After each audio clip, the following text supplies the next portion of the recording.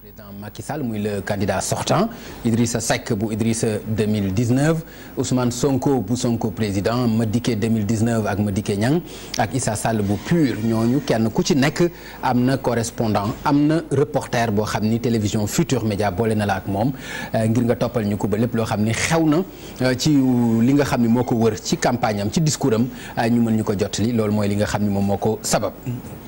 kon loolu mooy li indi directeur général am di Lansana Gagny Sakho bokk ci camp présidentiel bi Benno Bokk Yaakaar moom la ñu recevoir tey mbokk yi ci 17 18 ñu ngi lay nuyu directeur. Papa Ngagne maa lay nuyu di la fay di la sant. jërëjëf directeur comme ni ma ko waxee sa candidat daanaka wëlbatiku na Ndakaaru tey jii la ñuy jeexal campagne bi boo ñu doon defal bilan campagne am bilan discours am lan lay doon. bala may def bilan discours bilan campagne da nga naan bilan 7 ans. bilan 7 ans mais dinaa ñëw ci bilan 7 ans bi. bilan 7 ans je vous en prie directeur comme campagne bi moo mujj a jeex discours yi moo ci mujj nañu dugg ci bilan yooyu après nañu ñëw ci bilan 7 ans yi s'il vous plaît. bilan discours bilan campagne mooy xel bu dal. parce que wax bu dal parce que wax bu rassuré parce que waxtaan nañu askan wi bu ci yàlla àndee. Dimanche 19h on sera élu au premier tour. D'accord loolu mooy sa bilan ci discours am loolu mooy sa bilan itam ci campagne bi mais xam nga ni campagne bi xaw na émaillé un peu maanaam dara ci violence rax na ci loolu jàppoon naa ni di nga ko ci boole parce que tam lu ñu war a mën a ragal la li olof di wax naan li nuyoo li tas say nuyoo na ci njëlbeen ba dafa fayul mais bu fekkente ni taxawuñ taxawaay bi ñu war bu ñu duggee ci scrutin bi beneen fitna mën na ci am ndax loolu itam amoo ci message ak taxawaay boo ci war a message bu clair bu ñu ci am mooy dëkk bi fi lañ ko fekk dëkk bi fi lañ koy bàyyi élection yi dañuy ñëw def ko bàyyi ko fi pour xale yi dañu dem voter normalement sérieusement ku gagné ñu xam ne yàlla moo ne kii mooy gagné lundi ñëpp a dem liggéeyi.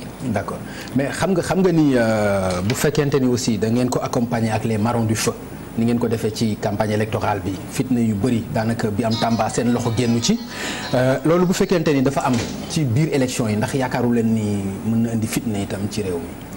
xam nga man duma wax loo xamee ne wóoruma da nga ne Tamba suñu loxo génn ci. ah bien sûr loolu kay fay moo ko wax aussi. non yow yaa ko wax Benno Bokk Yaakaar non fay la loolu. aussi defal naa ko Papa Ngagne.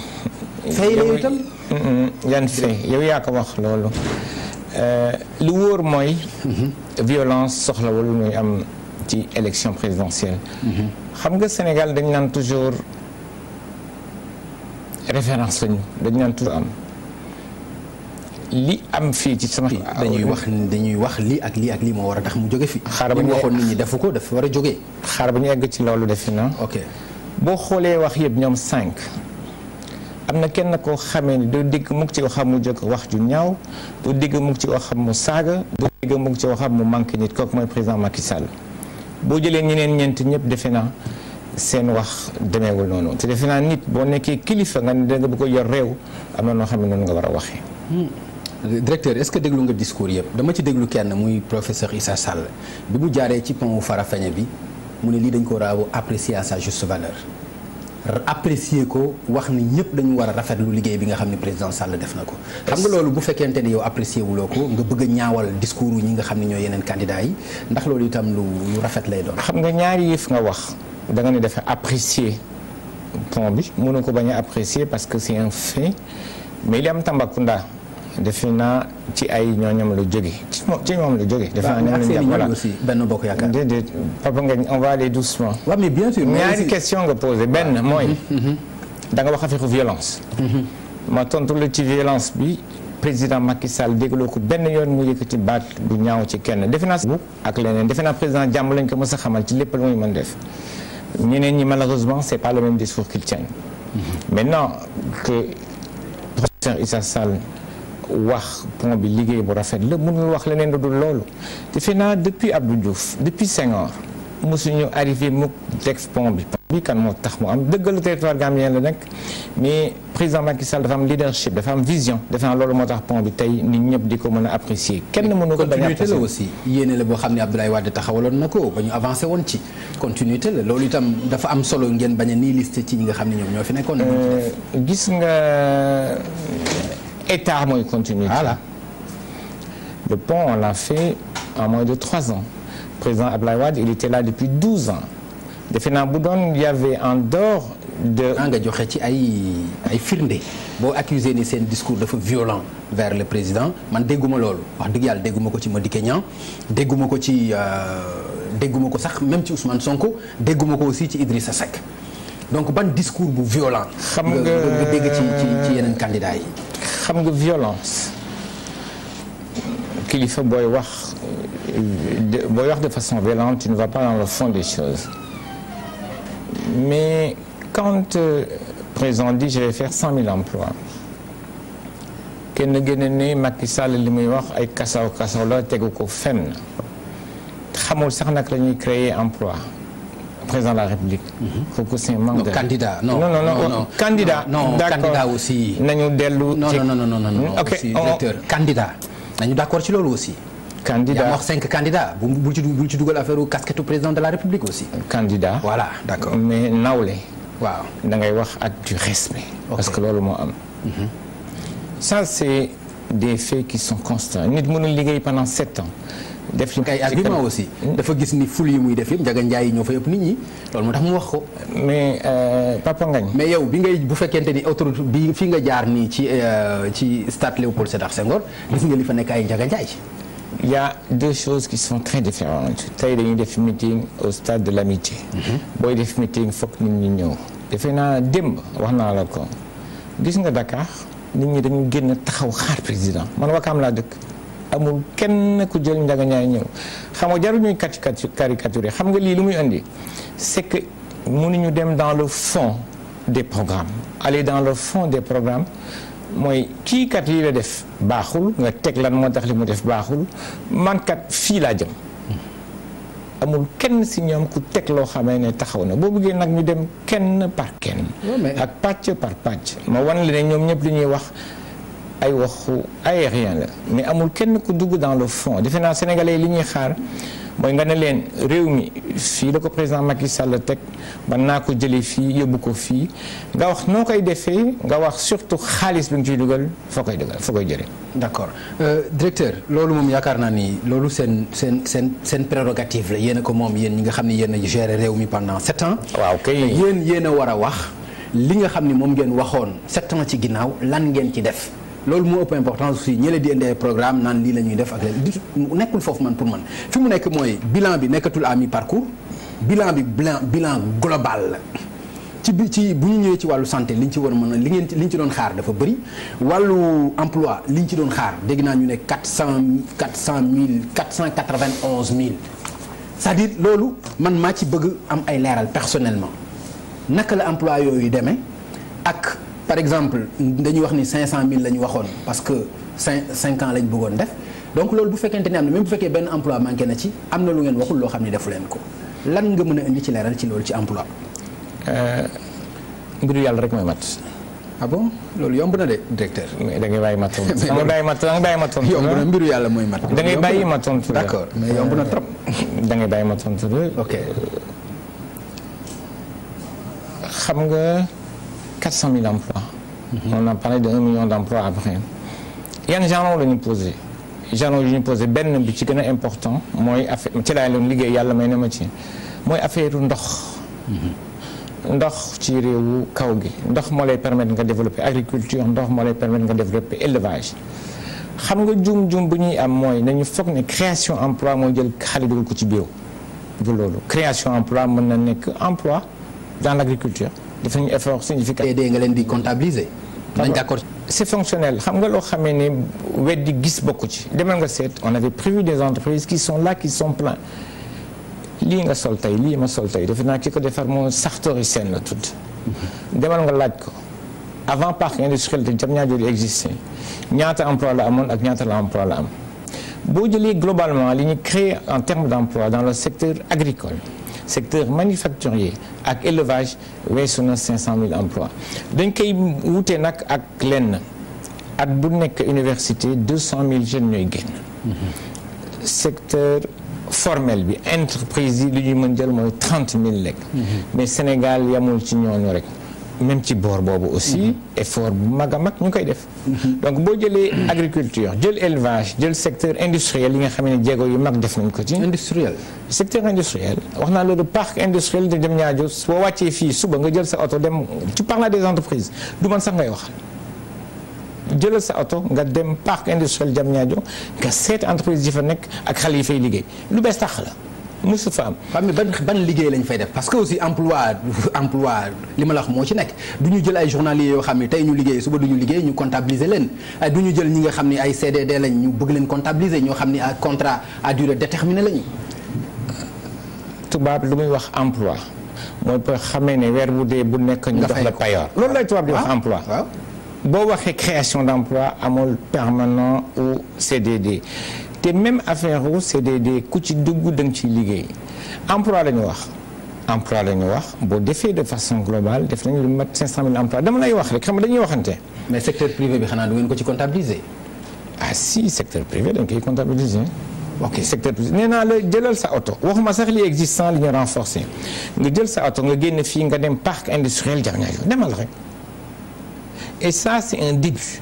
un parc industriel tey pare nañ ko fees na dal demal ko seet wax naa la yi nga sol ki ko ñaw mi ngi foofu toog les Chinois ont ouvert une très grande usine d'exportation ci ñaw la ñuy def aussi il y a beaucoup de sociétés qui sont déjà en place mooy li ma lay wax rek dafa am emploi industriel am emploi yoo xam ne secteur agricole moo koy créer nit da ngay am bébét lépp du sotti ci benn bés mais li muy wane tey mooy on a des signaux qui sont forts et qui montrent que nous sommes en train de créer des emplois mën nañu bañ yem ci emploi mën nga jël beneen secteur léegi ñu des ci emploi s'il vous plaît. vas-y li may dese ci emploi mooy dañuy wax dafa président de la république dafa wax lu jëm ci 500 000 emplois ñu ko ci xaar sottiwul mu jóge ci loolu dal ci 1 million emploi promesse. Papa mais loolu est-ce que xel mën na ko nangu. yow mënuloo joxe 500 000 yaa ngi ci 7 ans yaa ngi wax 1 million ci 5 ans. xam nga bu ñuy waxtaan man su may waxtaan ak journaliste dama bëgg ñu dem sur des éléments qui sont factuels. factuel mooy loo xamee ni kii di waaw kay. yow yaa wax yow. Papa Ngagne yow yaa wax 500 000 emplois defuñu ko foo ko teg. waaw mais parce que maa dégg président de la république ci discours am.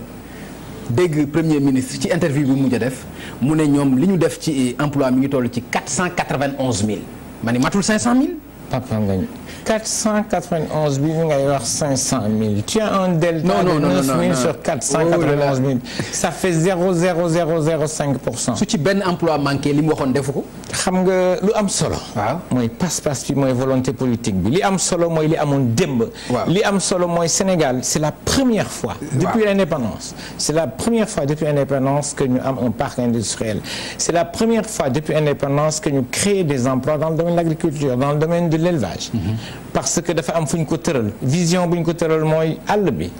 bu yàgg ba xale yi lu ñu doon def nañu yeewu ñoom ñëpp ñëw Ndakaaru tey ak PUDC nga régler problème mu ndox.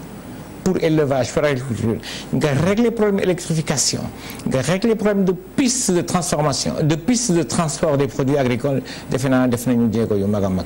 soo ma nee 491 000 sur 500 000. 1 million moom 1 million lañ mënut a comprendre yow sa 500 matul nga bëgg a diggee aussi 1 million. s'il vous plaît xam naa di nga ci tontu baal ma jëli suma benn correspondant s'il vous plaît Pape Fara ñi ngi moom moo ànd ak le candidat Idrissa Seck Pape Fara baal ma de yaa ngi ci ligne bi xaw nga si yàgg maa ngi lay nuyu Pape Fara. Pape Fara fan ngeen toll ak sa candidat xam naa tey nag lay jeexal li nga xam ne mooy ay meeting am fan la koy jeexalee ak fan ngeen toll.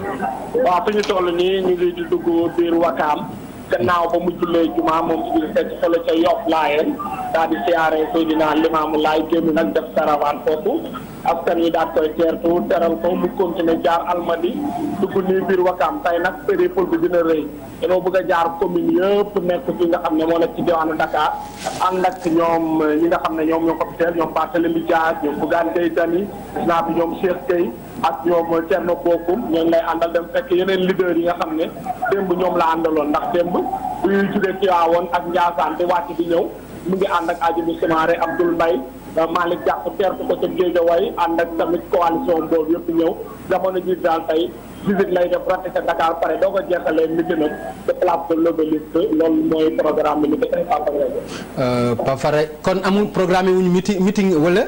waaw meeting mooy meeting de clôture bi place de l'Obélisque. d'accord fa la koy defee tey incha allah voilà merci beaucoup Pape Fara jërëjëf. merci Papa. jërëjëf Pape Fara mu mel ni Idrissa dugg na sa zone Wakam wax nga ma léegi que Wakam nga dëkk wax na ni mobilisation bi am na doole lool trop ndax loolu du ngeen ci am lu ngeen ci ragal. déedéet dama ci am lu ma ci ragal man sama xel dafa dal. gis nga dañuy séparer deux choses mooy les bains de foule c'est quelque chose de très bien ça montre ni ñu argument ba ñu am déglu rek non c'est important xam nga lan moo tax ñu gën ko xam voilà gis nga président bu muy lancé directeur campagne bi xam nga lu mu ñu wax ñun ñii ñëpp benn caravane laa soxla mooy ouverture benn meeting mooy sama bos dem leen ci kër yi ngeen wax ak nit ñi dugg ci kër yi porte à porte expliquer nit ñi képp koo xamee ne nangu nga lan mooy liggéey pendant 7 ans ak lu dul liggéey kër boo mënti dugg nit boo ko expliquer dina xam président Macky Sall lu muy def xam nga la moo doon suñu problème yu gën a mag Sénégal mooy taux d'abstention bi dafa yoon mooy aussi xam nga nit bu yàq xel foog nga dem wax ak borom kër yi expliquer leen li nga def gis nga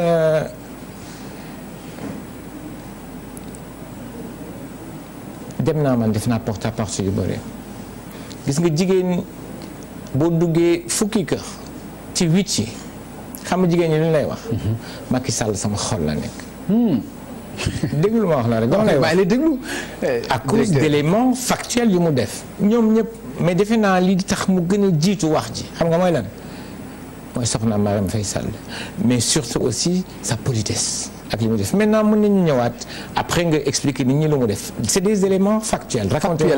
factuel ci li mu def. argument s'il vous plaît lan. benn pour jigéen ñi benn pour les femmes et les personnes qui sont âgées couverture maladie universelle. bul wax loolu itam déglu ma wax la xam nga ni loolu manquement yi du jeex du xaaj loolu moom loolu man foogoon naa di nga wax beneen franchement directeur. Papa Ngagne. waaw déglu ma wax. maa ngi déglu. xam nga yow da nga toog fii. waaw TFM. waaw boo feebaree ñu faj la demal ki dëkk Gueule Tapée nga xamee ne loxoom jotul dugg ginnaawam bu joxee 4000 francs ñu faj ko atum lëm def naa yéen ñaar da ngeen bokkul référence. non faj ko nga wax de. koo xam ni bu ñëwee bu amul xaalis du am ay ordonnance am. alors c'était inclus. mais déglu déedéet du benn il faut pas qu'on mélange les choses. nga jël les retraités demal nga wax leen seen retraite fan la tollu tey tu prends les veuves. nga daaj leen fan la tollu tey dama lay wax rek da nga koy bañ peut-être mbiru yàlla rek moo mat mais defe naa 7 ans yi entre 2012 et 2017 et 2019 defe naa li am avancement ci dëkk bi mënuñu ko xayma sax par rapport à li ñu fi jógee woon.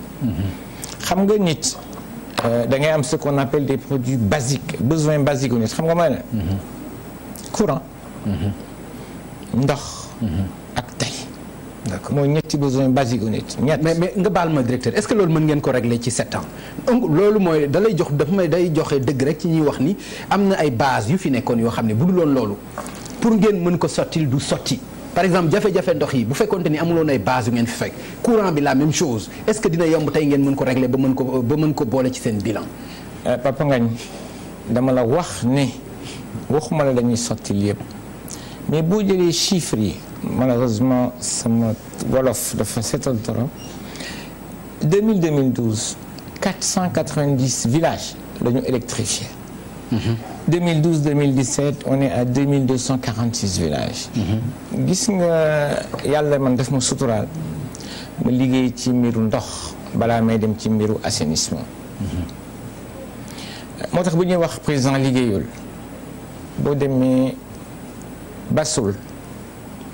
xam nga Bassoul fan la nekk île du Salo foofu lay Yékini dëkk nga dem Niodior nga dem Dionewar nga dem Balou ci région de Tambacounda nga dem benn dëkk bu ñuy wax Elou Balière Ziguinchor nga dem beneen dëkk bu ñuy wax Saxor ci Saloum man ci ndox laa njëkk liggéey dëkk yooyu yëpp dëkku Saloum yi xam nga ni ñu doon amee ndox jigéen ñi ñoo doon jël seen gaal bés bu nekk pendant 2 heures de temps wuti ndox nga dem baalu sama mbokk saraxule yi amuñu woon ndox nga dem fu ñuy wax Elou Balière Ziguinchor xam nga li ñu def pour am ndoxu taw bi leen doon jël di ko naan boo nee président Macky Sall liggéeyul woowal ñooñu nga laaj leen tey liggéeyul non li yow waxoo ko ma ne la dama lay wane progrès yi loolu on l'a réglé en 4 ans. d'accord mais directeur man li may wax mooy yaa ngi may wax ay basul ak yooyu nañu ñëw ci capital bi xoolal problème yi ñu am fii ci ndox ñi nga xam ni ñoo am ndox sax dans la banlieue toujours dama koy wax ndox bi ñuy am du ndox bu baax te dañ moom la ñuy naan.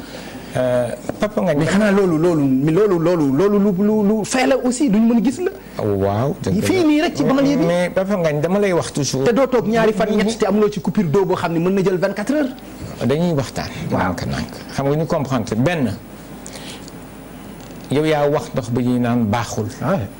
yow yaa ko wax maa ko wax. mais wóor dama koy dund. c'est pas parce que couleur bi weexul ko ndox bi baaxul. ñaar xam nga lan moo tax dama bëgg ñuy waxtaan. xam nga lan moo tax man de liñ ma jàngal ci ndox même primaire. l'eau est sans saveur, inodore et incolore. loolu la ñu jàngal lan moo tax ñu am problème de pénurie d'eau. benn Sénégal yemoon Ndakaaru est-ce que d'accord nga ci man ak loolu. waaw d'accord nga ci man ak loolu. demal nga laaj ñu nekk ci réewu kaw gi. naka la ñu def avant ak léegi affaire u Ndakaaru xam nga la moo tax ndox bi manqué. moo tax waxtaan mu baax. ndox dafa am société bu ñuy wax SONES mooy société d'exploitation non mooy société de patrimoine ak une société d'exploitation bu ñuy wax SDE. infrastructure SONES moo koy financé. pour quelques raisons nga ne da ngay bloquer njëgu ndox bi pendant 10 ans ci ginnaaw la woon loolu. doo mën a am xaalis nga def investissement. retardu investissement yooyu population bi di yokk te investir loo moo tax lii am mais yàlla def na li muy def xam nga wax nañ la programme KMS 3 wax nañ la usine de dessalement mais investissement yi ñuy def ñun tey waroon nañ ko def peut-être 15 ans avant loolu bu ñu ko defoon lii duñu ci fekk moo tax nañ la dañu war a def. mais comme fekk na leen ci aussi ngeen nangu ko rek xam ni. fekk nañ ñu fii ñu koy corriger. ok xam nga booy wut xaalis pour investissement. dama lay wax processus su wut xaalis. entre wut xaalis. bailleurs yi jox la ko. ak nga nekk en termes de réalisation mën na jël la 5 ans 6 ans. parce que noonu la processus bi dem nii mais liggéey bi waroon na commencer bu yàgg a yàgg. li mu commencé bu yàgg a yàgg moo tax mais solution bi mooy ñu ngi trouver solution. am nañu xaalis pour investissement KMS 3 am nañu benn usine de dessalement bu ñuy def en place. te loolu defe naa dina tax affaire pénurie d'eau Ndakaaru corrigé wu rapidement. d'accord jërëjëf directeur ñu dem fekki sa candidat moom itam xam ak Alassane Ba Alassane maa ngi lay nuyu. ok Pape Ngagne maa ngi lay fay di nuyu say invité. jërëjëf mu mel ni yaa ngi ànd ak le candidat sortant Macky Sall. egsi na stade wala egseegul foofu fan la toll. Pape Ngagne yegseegul xam naa du yàgg d'ici peut-être 1 heure de temps ndax ci jamono ji ci tribune yi lañ nekk di installer les militants venus nombreux des na nag xam naa militants yaa ngi ci biti ñu ngi dugg ndànk-ndànk pour remplir le stade xam nga moom tey candidat Benno Bokk Yaakaar ab meeting national amal meeting boo xamante ni daanaka bu ñu nee national rek daanaka fukki région ak ñeent yëpp normalement war nañ fi mën a teew wala boog seen i militant teew fi kon Pape Ngagne yegseegul ñu ngi ko doon xaar itam ca Touba wante ca mujjantal nga ci ay xabaar nee nañu mujjut dem wante ñu ngi xool exactement lu waral loolu nee na nemmee ko dañ de wax nañ wala boog wax nañ ne kii nga xamante ni moo di jëwriñ ci wàllu biir réew mi moo fa jaaroon tey mais pour xool rek bureau de vote yi sax foofu tamit am na ay comme lu mu amee woon ci législative yi ay abri provisoire pour wate jeeg yi ni mel xam naa yooyu yëpp ñoom tamit danañ ci bàyyi xel pour xool exactement nu mu ko demee kon jàppal ne Pape Ngagne ñu ngi fii di installer militants yi kon ci tribune yi ca enceinte bi nag foofu le podium bi nekk fa la moom candidat majorité présidentielle war a ñëw xam naa fa lay addoo itam jëmale wala boog wax li nga xamante ni nam na ko wax tey militant yi fii ñëw ak ñi koy déglu itam pour ñaax leen xam nga wote gi dibeer ji la kon wax na ko itam ci ay mobilisation yu mu fekkoon yu mu jaar yëpp yoo xam ne teew na ko bëggoon na mobilisation yooyu ñu traduire ko en électorat 24 février mu bañ a doon ay mobilisation nii rek wante 24 dimanche bi donc ñëpp comme ni ñu koy defee ci jamono ji ñu xëy itam defee ko noonu ci urne yi ndax moom mu mën a génn au premier tour comme nu mu ko sàkkoo Pape Ngagne jërëjëf Alassane Ba ñu gërëm la bu baax dellu di leen masawu coono ci liggéey bi ndax yàgg na campagne daanaka ñaar fukki fan ngeen ànd ko candidat ci biir àll bi ak lépp ñu ngi leen ci gërëm bu baax di leen ci masawu coono directeur ce candidat wax na ko dégg naa ko mu wax ni daal nañu transformer mobilisation bi ci urne yi kon dafay dëggal li nga wax ni ci du ful bi mooy déterminer élection yi ndax loolu yéen maîtriser ngeen ko xam ngeen ko waajal ngeen ko parce que dama ko dégg mu naan gars yi mënuñu feesal stade yi et tout donc moom xam na ni kon du feesal stade yi mooy feesal urne yi message am dafa leer directoire daf ñu ne benn laa bëgg mooy benn caravane ouverture benn meeting fin man maa ngi doon liggéey Fass Colobane Gueule Tapée defuma caravane defuma meeting yi ma def mooy réunion d'information bi ñu pare dem nañu ci marché yëpp dem nañu ci kër yëpp te sama xel dal na defe naa nit wax ak moom convaincre ko wax fan lañu jëlee réew mi fan lañ ko fekk teg ak fan lañ koy jëmee ñett yooyu defe naa boo ko defee sa xel mën na dal. mais man directeur loolu daf ma jaaxal parce que man pour man ki nga bokkal réew mi jarul nga naan ko lii la ñu def li nga def da ko war a gis.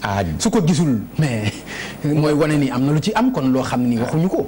te du gisu ko xam nga dafa am ñu yàq am ñuy defar ku yàq foog nga dem ci ginnaaw wax ne kii kat li muy wax dara teguñu ko ci yoon. mais lu ne fàng olof day wax ni kenn du ko jeex. lan moo fang lu ñu deful. mais loolu laa lay wax nii jarul wax kon. ah si bien sûr jar na wax parce que dafa am indécis gis nga bu ñu jëlee électorat yëpp. gëmuma ne 20% ñiy voté ñu ngi ci parti politique yi gëmuma ko. ñi ci des yëpp bokkuñu fenn. mais ñooñu foog nga dem jëli leen. xam nga élection présidentielle ñëw nga ne militant APR laa soxla amul benn njëriñ. xam nga koo war a jëli xam nga koo war a jëli. ki nga xamee ne dafay hésiter. ak ki nga xamee ne àndul ak yow. gis nga ñaari ñooñu ñoo am solo loolu moo tax man ci sama xel bu gàtt. meeting pendant la campagne dans mon quartier man gëmuma ko parce que boo ko defee kan mooy ñëw. mais ki ànd ak yow mooy ñëw ki nga xamee ne da nga ko soxla da nga ko war a fekk këram jëli ko toog waxtaan ak moom ne ko dëkk bi fii laa ko jëlee fii laa fekk te fii laa ko yóbbu. def naa loolu koo ci waxtaanal mu toog déglu la. sa xel mën a dal man loolu laa def ci campagne bi yëpp. demuma fenn. dem naa 2 mois avant la ñu commencé liggéey bi. dem seeti nit ñi waxtaan ak ci foofu nga wax sax ci Fann Colobane Gueule Tapée dégg naa fu le ministre des finances mu def fa moom itam ay promesses ne dès lundi seen titre foncier yi na disponible ci dëkkuwaay yi ndax yaakaar nga itam loolu luy yomb lay doon. Papa Ngagne man dama wax Papa Ngagne doo ma wax loo xamee ne dégguma ko xëy na suivre ma campagne électorale bi. ok mais xam nga ñu Amadou Ba waaw ñu def élection dimanche mu ne lundi dina disponible. gëmuma ni moo ko wax wala xëy na yow yaa interprété neneen xam nga lu tax ma wax na parce que normalement bu dee génnul vendredi tey la samedi du dëkk gëmuma ne mën na génn lundi yow nag yaa interprété mais xam naa loolu sax gëmuma ne dañuy wax dem dans une discussion de fond vaudrait mieux man lu ma gën a doon tey ñu wax ci yenn domaine particulier d'accord réew mi fan lañ ko fekk fan lañ ko mais loolu kay man boobu léegi maa ngi la ciy déglu déedéet kay boobu kay maa ngi la ciy déglu ma wax ñaari yëf ñaar ci ndox ak ci assainissement d'accord boo jëlee assainissement ñu ngi ci 300 milliards de francs d'investissement sànq wan nga Idi mu nekk ci Seydina Laye Seydina mooy xalif général mooy doomu xalif généralu Layène depuis 2000 Cambérène moo nekk dëkk boo xamee ne ndoxu salte Dakar yi foofu lay ñëw depuis 2000 fàtte aussi nii depuis 2000 léegi taw bi daan melatul noonu aussi ah déedéet Pape bul mélanger entre taw ak eau usée eau usée mooy ndoxu salté. waaw mais taw daan na ko yokk aussi. déedéet defal nank bu ñu mélanger eau usée mooy ndoxu salté yi génne ci fosse yi ci toilette yi. dem aw biir géej dugg biir Cambérène. loolu c'est 12 mois sur 12 dañu mës a ñaxtu pour mu jóge fa. Cambérène amul système assainissement. parce que nag ni bu ñu génnee ndox mi ci mbedd bi lañ koy tuur. te ñoom ñooy jël salté bi yëpp. loolu tey. réglé nañ ko. ñaari entreprise ñoo gagné liggéey bi mooy ku ñuy wax CDE ak SVTP lëkkaloo ak ay entreprises tubaab loolu vision la loolu pas-pas la. ci affaire assainissement boo jëlee BDAN. 30 ans. ñuy wax lii nañ ko def wala duñ ko def. sotti na tey. ci 7 ans. ñu ngi doon xaar depuis 30 ans. ak yeneen ak yeneen ak yeneen. nga jël affaire ndox c'est exactement la même chose. ak dëkk bu mu mënti doon ci réewu kaw. defe naa def nañu amélioration significative. Ndakaaru wax naa la lan moo tax jafe-jafe yi am. parce que dañu amoon problème de planification. planification parce que dañu bloqué woon. njëgu ndox investissement waaw loolu moo tax mu am kenn investirul. non non c'est ça. mais directeur ndax loolu yaakaar nga loolu mooy li nga xam ne lu ñu mën a gis la mais bu ñu par exemple ni ñu koy waxee ci àq ak yelleefu doomu aadama ci droit de l'homme ndax loolu itam taxaw ngeen ci lu ngeen mën a jàpp ci bilan. droit de l'homme xam nga. bu ñu xoolee li xew ci kaaw ñi nga xam ne jàppe nañ leen ay prisonniers politiques ay exilés politiques. exilé amu fi de exilé mooy nga daw dëkk bi kaawu kan donne-moi un cas précis cas bu leer. kaawu Khalifa Sall. directeur Papa Ngagne xam nga Khalifa Sall. musul weddi ne dafa këpp kees di nga ma naan am na ñeneen ñu këpp kees te jàpp ñu leen alalu réew boo ko yoree da nga koy teg ci yoon. boo ko tegul ci yoon ñu la ràpp ci kaso bi danga ma ne ñeneen ñi man loolu du ma si dugg parce que yaay wax ñeneen ñi déglu ma wax ñu waxtaan bu baax a baax gis nga. dëkk bi dañuy wax daw ñeneen ñi li tax ngay daw ñeneen ñi. non parce que mooy wane ni kon am na lu ñuy salfaañe ci àq ak yelleefu doomu aadama surtout moom notamment Khalifa. su fekkente ni yaa ngi daw ñu wax ñeneen ñi c'est parce que xam nga ni am na ci loo xam ni lu ñu war a lu jaaduwul la te ñu def ko. daw ma wax ñeneen ñi de. dama ne danga nar indi un jugement subjectif qui repose pas sur des faits te loolu dama ci topp xaaral rek ma ñëwaat. xam nga yoon dañu war a yemale ñëpp. boo jëlee magistrat nga jël avocat dañuy am ce qu'on appelle privilège de juridiction. ça veut dire que yemuñoo ko ñëpp dañu war a yemale ñëpp dafa këpp kees boo xamee ne alalu askan wi la bi mosu ko weddi mais kooku dañ ko naan ràpp ci kaso bi bu dul deful loolu da ngeen di dem ngeen ne nañu ubbi kaso yëpp ñëpp a génn nañ def loolu. këpp kees. këpp kees waaw wala mu la def. non mosu ko weddi directeur non ban kees. xam nga foofu mu la coow li nekk. gis nga ban kees. kees de la kees boo xam ni mais fa la ko fekk xam nga yooyu aussi duñ ci dellu si waat mais c'est juste rek pour wane ni am na yaa ngi wax ay argument ci lii la ñu def ci ndox lii la ñu def ci asile mais lan ngeen def ci àq ak yelleefu doomu aadama daf ci am loo xam ne dañuy fang te aussi loolu du leen mën a bañ a topp. non xam nga li ma xaw a jaaxal ci man ak yow da nga ne dafa ne fang mais doo ñëw mag ci des éléments qui sont factuels. Khalifa Sall ak avocat musuñu bañ ne dañu këpp kees moo tax depuis le début jusqu'à présent ils ont jamais voulu aller dans le fond des choses. D'accord. dañu bëgg toujours aller dans la surface. mais nit bu ñu la dénkee alalu réew mi mu nekk man mooy directeur général mu nekk keneen defe naa da nga ko war a jàpp. de façon sell parce que moom loo ko alalu jàmbur ak fu mu mën a féete. ak fu mu mën a féete. ak foo mënti nekk ak fu mu mën a féete loolu moo ci li ci am solo. waaw parce que man dama dégg ci benn interview bu ma la waxee nga ni dégguloo ko ministre de la justice moom moo ni am na ñoo xam ni ci seen mouvance la ñu bokk def ay jalgati mais ñi ngi remboursé. ñi ngi def seen ay remboursement xanaa loolu dégg nga ko au moins Jeune Afrique ci interview bu mu def. enfin lire naa ko ci site yi defe naa ci internet mais dégguma ko mu wax ko. mais lire naa ko benn la yow itam directeur. non dama ko lire mais dégguma mu wax ko. mais loolu lu muy tekki. xëy na am na ñu jàpp. ñuy remboursé. mais li wóor mooy man ci sama xel bu gàtt. alalu réew mi ñoo ko bokk. ak nit foo mënti toog ak noo mënti demee. da nga ko war a jàpp gérer ko correctement. nga xam ne alalu jàmbur. d'accord directeur jërëjëf ma gërëm la sant la bu fekkee am nga message nag boo xam ni moom nga bëgg a def am nga ñaari minutes yu ma jagleel pour loolu. message bu fort mooy dëkk bi ñoo ko bokk. élection la ñu jëm dañ ñu ko dénk. dañu def tu bàyyi ko. niñ ko fekkee. parce que defe naa li ñuy wax ay trouble ay taal réew di nga xam kañ lay commencer. mais fay ko dafay nekk toujours lu jafe. dimanche na ñëpp dem voter ki nga xamee ne moom la ñu fal ñu xam ne kii la yàlla jël teg ko pour mu gérer dëkk bi. ñëpp dem ñibbi. continuer liggéey lundi parce que suñu dëkk yi jafe-jafe yi dafa metti jafe-jafe yi dafa metti moo ko sànq ci liggéeyu xale yi. jafe-jafe yi dafa metti ci monde rural bi. defe naa am na leneen lu ñu war a def lu dul lendemain élection. ñuy ŋaayoo. ku gagné ñu xam ne kii moo gagné suba sa ñëpp dem liggéey bu dee Sénégal rek moo ñu ñaaw. d'accord jërëjëf man tam directeur ma gërëm la sant la bu baax ci wisi bi xam naa ni ñu jox la rendez-vous altine ou talaata incha allah. dimanche 19h. dimanche 19h incha allah merci beaucoup mu nekkoon Lansana Gagny Sakho nekk directeur général bu ONAS ñu koy gërëm bu baax di ko sant ñu fàttali ni mi ngi bokk ci coalition Benno Bokk Yaakaar jërëjëf Lansana ñu daal di wéy mbokk yi ci seen édition 17-18 ma dem jël suma correspondant bi ànd ak Ibou Diouf kon Ibou Diouf moom moo ànd ak le candidat PUR Issa Sall Ibou maa ngi lay nuyu. maa ngi lay fay Pape Ngagne. merci Pape Ngagne.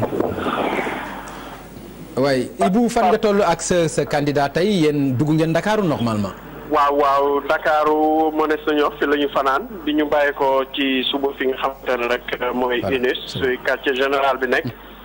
ci la ñu sóobu rek ci caravane bi wutali banlieue bi buntu Pikine lañ ko tàmbalee dem Pikine Est jaar Icotaf marché Kelmel syndicat Pikine Est dem route de Niayes jaar nañ tamit Tali Diallo Yeumbeul Sud Yeumbeul Nord benn barak loolu yëpp fuñ ci jaar daal liñ ci ñemeeku mooy mobilisation bu takku militants yi chaque fois dañuy gunge seen leader ba mu génn zone bi laata ñuy dëpp ñu joxante rendez-vous rek fi nga xamante ne mooy foofu centenaire fi ñuy jeexale seen activité tey foofu nag jamono ji nag ñu ngi sax ci avenue Cheikh Anta Diop bi mel ni daal kuy dellu fële ca quartier général ba ci fàttali nag jaar nañ fi nga xamante ne mooy biir Parcelles Assainies Grand Médine jaar Grand Yoff Liberté 6 Front de Terre Bourguiba HLM Grand Dakar Pape loolu daal moo nekkoon itinéraire bi ñu tàmbali woon ko ay 11h bi mu tegalee fanweeri simili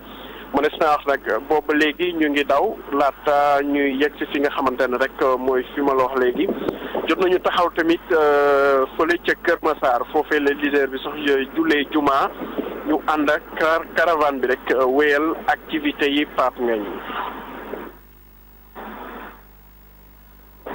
allo Pape itam masawu coono xam naa ni liggéey bi métti na waaye nag daanaka jeex na parce que tey la ñu tëj campagne bi bu ko defee ngeen noppalu. noppalu sax du am noppalu moom du am ndax tant que élection bi jeexul. noppalu bi sax xëy na xam naa ni samedi bi dax lay gën a jafe. waaye ñu leen di gërëm bu baax di leen masawu coono ku mu nekkoon Ibou Diouf àndoon ak le candidat du PUR. jërëjëf El Hadj Issa Sall ñu ngi leen di gërëm bu baax jërëjëf Ibou merci beaucoup. kon mbokk yi mu nekkoon seen édition 17-18 ak télévision Futur Média ñu fàttali ne ñu ngi àndoon ak le directeur général bu ONAS Lansana Gagny Sakho bokk ci coalition Benno Bokk Yaakaar dañ koy wéyal ba tey ak ki nga